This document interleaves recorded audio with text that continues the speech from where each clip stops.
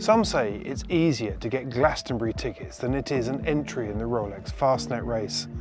But this year, the race around the Rock will be notable for something else too. The continued growth of the double-handed class. Here, one of the rising stars is the Jeanneau Sunfast 3300. I tested this boat last year. Designed specifically for short-handed sailing, she's a pocket rocket, and it seems that plenty of others agree. Since last year, 70 have been built, and this year 15 of them will be on the Fastnet start line. Short-handed sailing has been on the rise for some time. More than 2,000 double-handed ORC certificates were issued last year.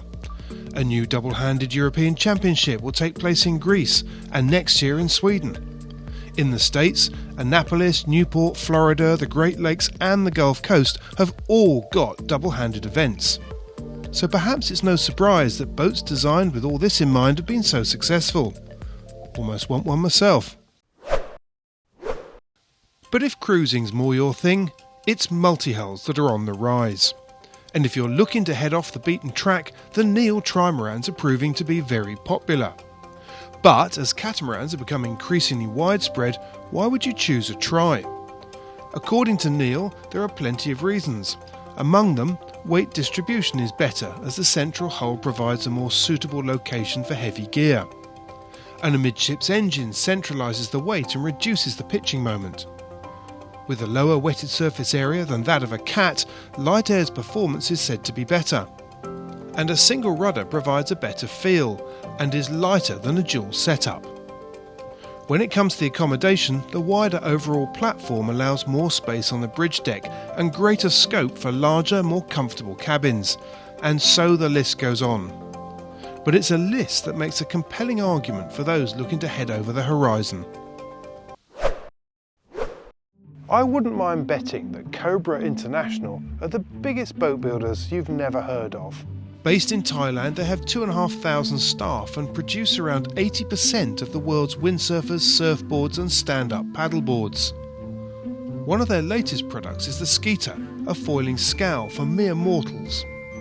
Its hull shape provides good stability when you're not on the foils, and impressive speeds when you are, with claims of around 18 knots in just 8 knots of breeze and topping out at around 30 in stronger conditions.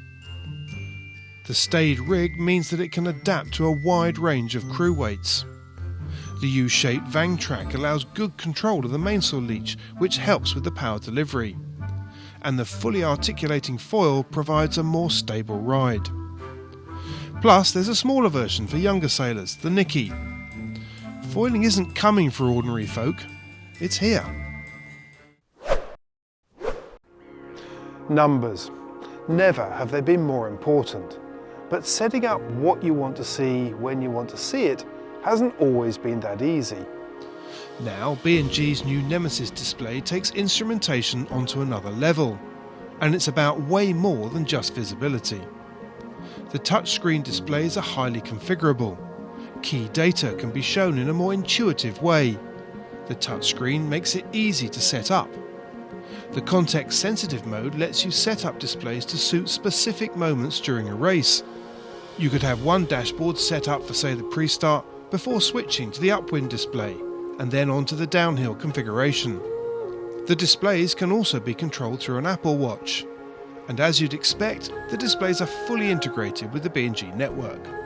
Plus, you can see them at any angle, even when you're wearing polarised sunglasses, and operate the screen with wet fingers.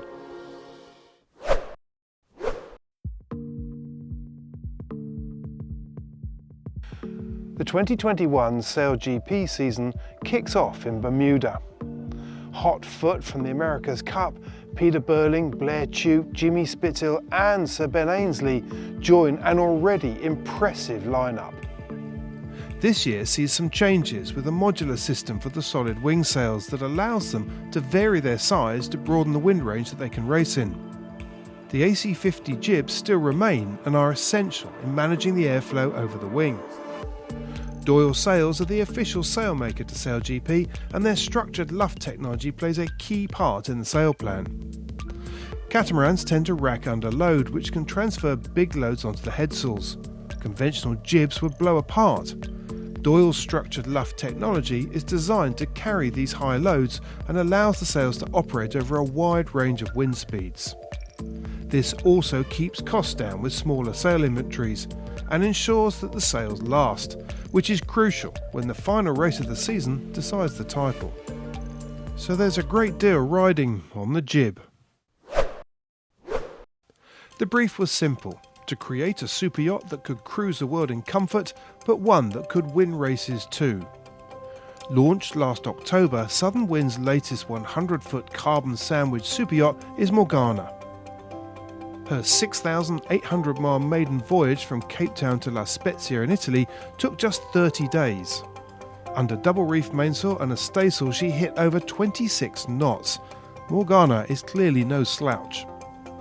Combining performance with practicality is complex, but there are several key points in this Rykel design that provide clues as to how this has been made possible. A powerful 6.1 metre fin and bulb lifting keel that can be raised to just 4 metres is one.